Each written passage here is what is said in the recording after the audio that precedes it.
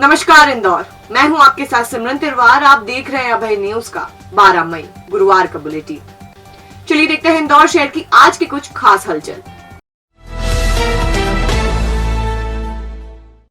एक मनचले ने युवती को इस कदर परेशान कर दिया कि उसने जिंदगी को ही अलविदा कह दिया। मनचला दिन रात युवती का पीछा करता था और उसके परिवार को जान से मारने की धमकी भी दे रहा था। इसी के चलते युवती ने मौत की राह चुनी।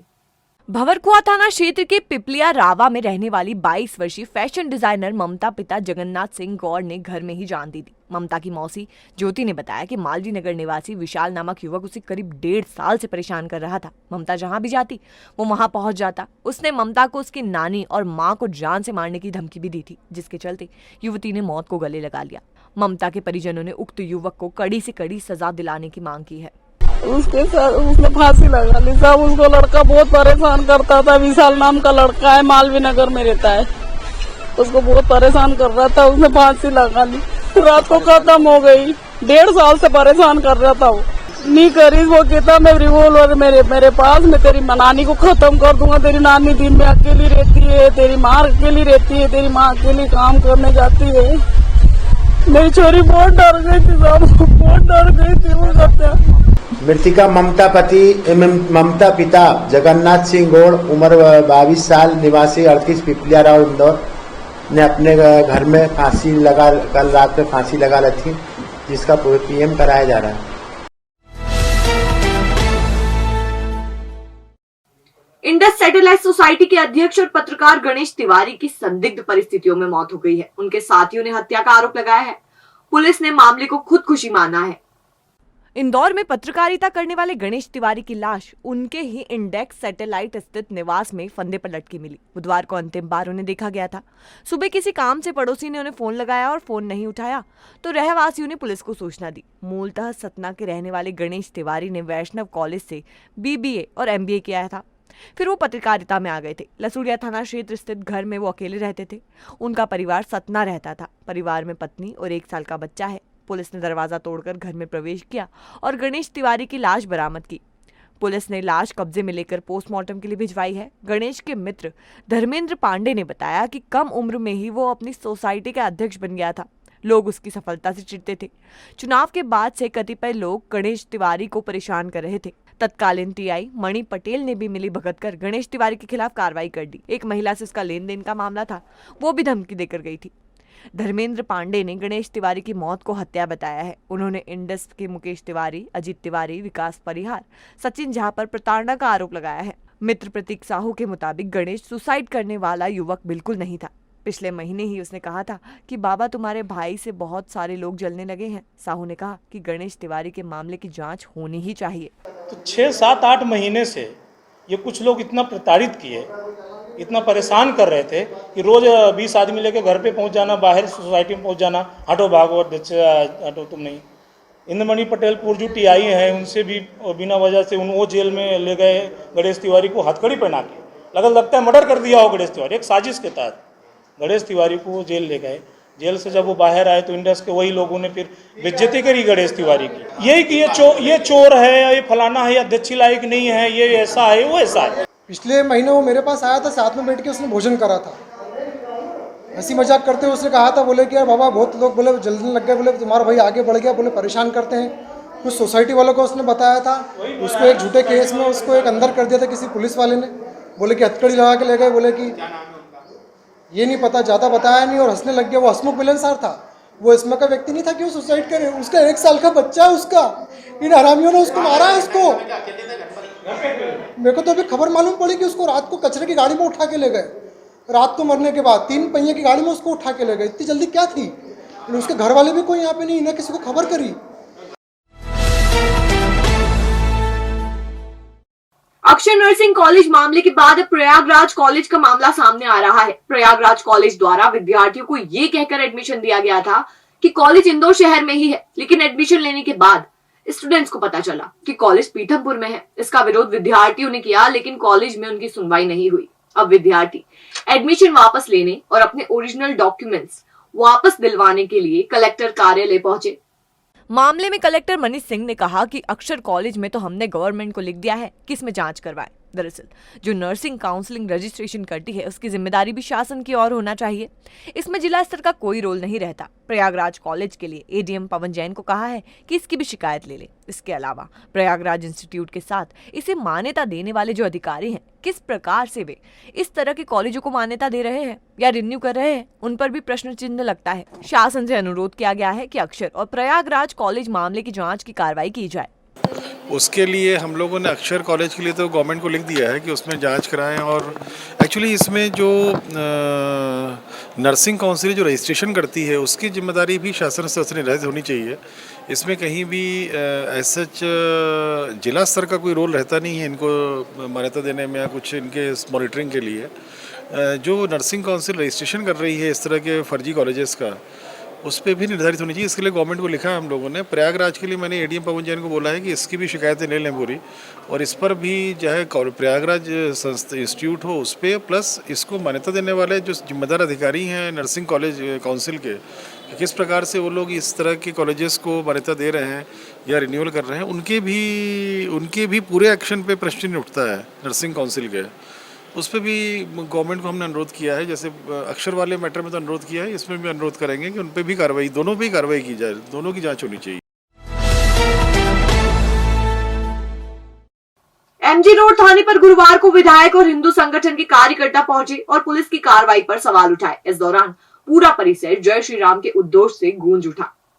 मिली जानकारी के मुताबिक एमजी रोड थाना क्षेत्र में मेवाती मोहल्ले में एक मुस्लिम पक्ष द्वारा एक मकान पर कब्जे को लेकर कोर्ट में याचिका दायर की गई थी। कोर्ट ने पक्षकार के आवेदन पर फैसला देते हुए कब्जा देने के आदेश जारी किए थे। इसके बाद संबंधित पक्षदार कब्जा लेने जब पुलिस के साथ मौके पर पहुंचा तो दूसरे पक्ष ने कब्जे के कागज को लेकर सवाल खड़े कर दिए। इस पर बवाल मच गया। इसके बाद 8 बाय 8 के मकान को हटाने के लिए एमजी रोड थाने से 22 पुलिसकर्मियों को भेजा गया, जिन्होंने वहां मौजूद महिलाओं के साथ जमकर मारपीट की। जब इसकी जानकारी विधायक आकाश विजयवर्गीय और अन्य हिंदूवादी नेताओं को लगी तो उन्होंने थाने का घेराव कर दिया और मारपीट करने वाले पुलिसकर्मियों पर कार्रवाई की मांग की। इसके बाद आला अधिकारियों ने मारपीट करने वाले एएसआई बीएस रघुवंशी को तत्काल प्रभाव से सस्पेंड कर दिया और निष्पक्ष कार्रवाई की बात भी कही। मामले में विधायक आकाश विजयवर्गीय ने कहा कि पूरे मामले में पुलिसकर्मियों ने उन्हें गलत जानकारी दी और जिसकी शिकायत मुख्यमंत्री से लेकर वरिष्ठ अधिकारियों को की जाएगी।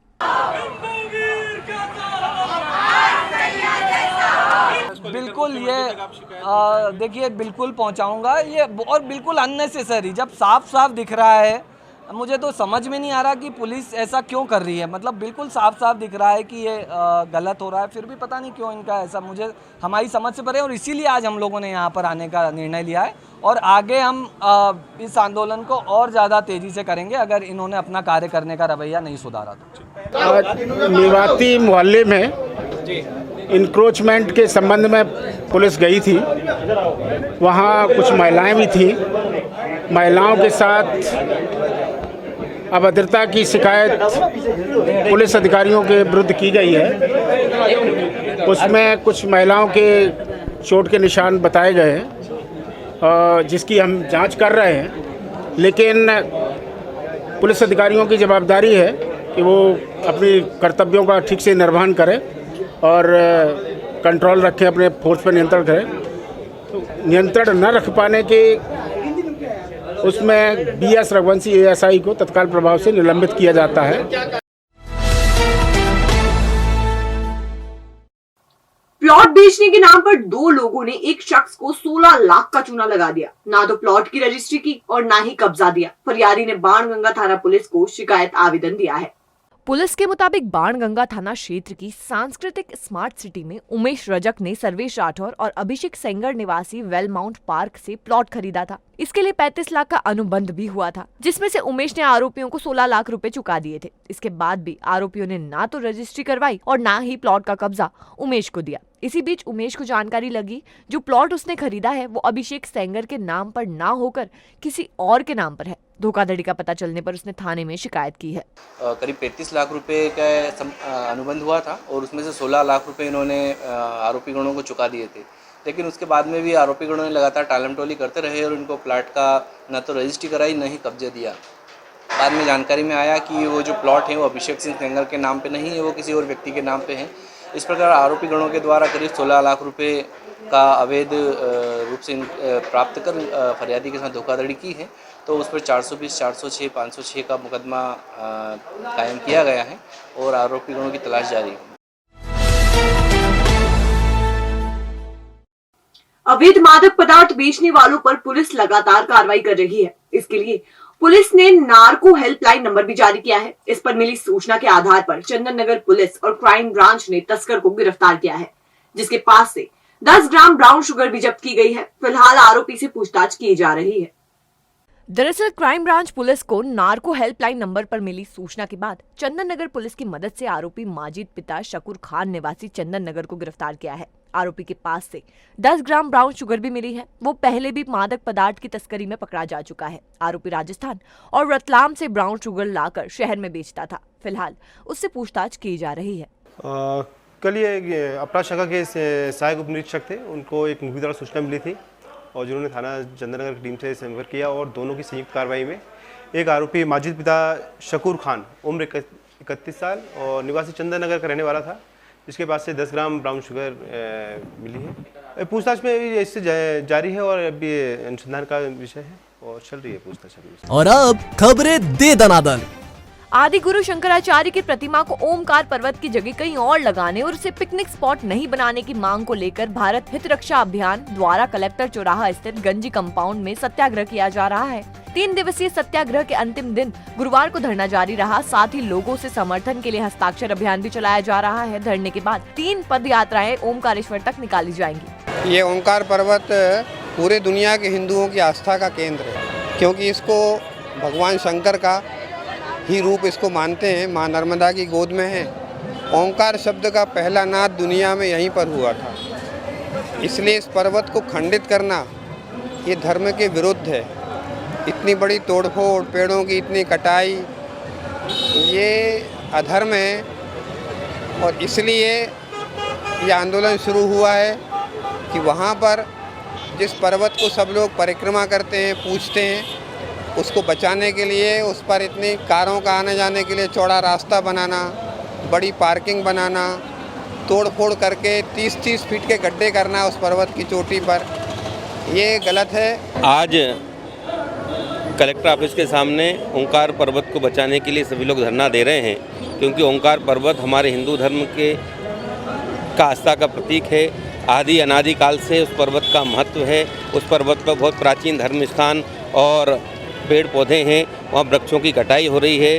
वृक्षों, एक पौधे को वृक्ष बनाने में बरसों लगते हैं और हमारे मुख्यमंत्री जी की मंशा है कि नर्मदा भी बरसात शुरू होते ही नर्मदा किनारे वृक्षारोपण कराया जाए, जिससे कि माँ नर्मदा में पानी रहे। क्योंकि पुराने समय में हम देखते थे कि पहाड़ों से पानी फूटता था, झीर लगती थी, उससे नदियों में पानी आता था। झीर आना बंद हो गई है और हम अगर उसकी पेड़ की कटाई कर देंगे तो फिर क्या होगा? एक तरफ हम पेड़ लगाने की बात कर रहे हैं और यहाँ विध्वंस कर रहे हैं। जल संरक्षण को लेकर प्रतिदिन बैठकों का दौर जारी है। इसी कड़ी में नगर निगम आयुक्त प्रतिभा पाल ने गुरुवार सुबह पहले बोहरा समाज और फिर जैन समाज की बैठक लेकर रूफ वाटर हार्वेस्टिंग लगाने पर चर्चा की। इसमें आयुक्त ने बताया कि बारिश के पानी को बचाने के लिए सिस्टम लगवाना बेहद जरूरी है। ये भविष्य के लिए बेहद कारगर होगा। जल होगा तभी जीवन होगा। इस पर समाज जनों ने भी वाटर हार्वेस्टिंग करवाने पर सहमति दी। तो उद्देश्य ये है कि इंदौर ने जो ये जवाबदारी ली है रूफ वाटर हार्वेस्टिंग करने की, इसको लेकर के सभी लोगों को पता रहे, सभी लोग गंभीर रहे इस विषय को लेकर, इसीलिए बैठकें हो रही हैं। आज सवेरे बोहरा समाज की भी एक बैठक हुई है, जिसमें बोहरा समाज के सभी जो उनके प्रमुख हैं उन्होंने ये डिसाइड किया है कि वो 31 मई को ये डिक्लेयर कर देंगे कि उनका जो बोहरा समाज के जितने भी घर हैं इंदौर शहर में 15,000 के आसपास हैं, वो सभी रेन वाटर हार्वेस्टिंग 100% करा चुके हैं। इसी प्रकार से जैन समाज ने भी इस विषय पर बात रखने की अपनी इच्छा जताई थी। तो आज जैन समाज की बैठक है, जिसमें जैन मंदिरों के भी प्रमुखों को बुलाया गया है और जो सामाजिक संगठन है जैन समाज के, उनको भी बुलाया गया है। उद्देश्य ये है कि हम सभी रेन वाटर हार्वेस्टिंग के महत्व को समझें और इंडिविजुअल कैपेसिटी में क्या हमारे दायित्व हैं, इस विषय पर काम करना शुरू करें। बाणगंगा थाना पुलिस ने बीती रात गश्त के दौरान जिला बदर आरोपी सूरज राव उर्फ मराठा निवासी परदेसीपुरा को पुलिस ने लव कुश चौराहे से घेराबंदी कर गिरफ्तार किया है। वो जिला बदर की अवधि के दौरान शहर में घूम रहा था। बाणगंगा पुलिस उससे पूछताछ कर रही है। ये कल दिनांक 11 तारीख को 11 मई को रात्रि गश्त के दौरान उप निरीक्षक आलोक मिठास हैं और इनके द्वारा और क्राइम ब्रांच के उप निरीक्षक राजेश डाबर उनको सूचना मिली कि एक जिला बदमाश है सूरज राव उर्फ मराठा परदेशीपुरा क्षेत्र का है, ये क्षेत्र में ही घूम रहा है। तो पुलिस के द्वारा नाकाबंदी कर लवकुश चौराहे पे इनको पकड़ा आरोपी को। तो आरोपी के साथ में एक इसका साथी भी था जिसका नाम सूरज मराठा है, गांधीनगर क्षेत्र का। तो ये आरोपी जो सूरज राव हैं, इसके खिलाफ आयुक्त महोदय के द्वारा 1 साल की कालावधि के लिए जिला बदर किया गया था। तो इसको 14 मध्य प्रदेश राज्य सुरक्षा अधिनियम के अंतर्गत गिरफ्तार किया। आरोपी गणों की जब जामा तलाशी ली गई तो आरोपी गणों के पास से करीब 6 ग्राम ब्राउन शुगर मादक पदार्थ भी मिला है। और इसके संबंध में आरोपी गणों से पूछताछ करते इन्होंने बताया कि उज्जैन में कहीं से इन्होंने खरीदा है। शिप्रा थाने के सामने बने दवाइयों के गोदाम में बुधवार गुरुवार की दरमियानी रात भीषण आग लग गई। इसमें लाखों रुपए की दवाइयां जलकर खाक हो गई। सूचना पर पुलिस दमकल ने काफी मशक्कत के बाद आग पर काबू पाया। गोदाम सुप्रिय वेयर हाउस का बताया जा रहा है। फिलहाल नुकसान का आकलन नहीं हो सका है।